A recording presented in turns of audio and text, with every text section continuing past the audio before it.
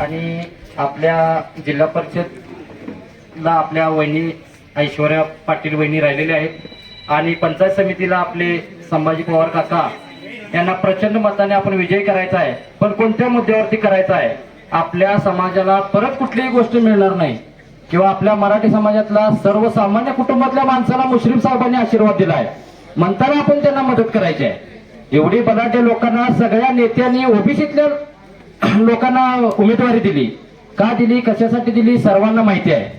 पण सर्वसामान्याला न्याय द्यायला फक्त एकच मुश्रीफ साहेबांनी डोक्यावरती अजय पाटलांच्या आणि संभाजी पवार साहेबांच्या डोक्यावरती हात दिलेला आहे आणि त्या आशीर्वादाला आपण आशीर्वाद मोठा करायचा आहे आणि साहेबांच्या रूपानं आपल्याला यांना विजय करायचा आहे।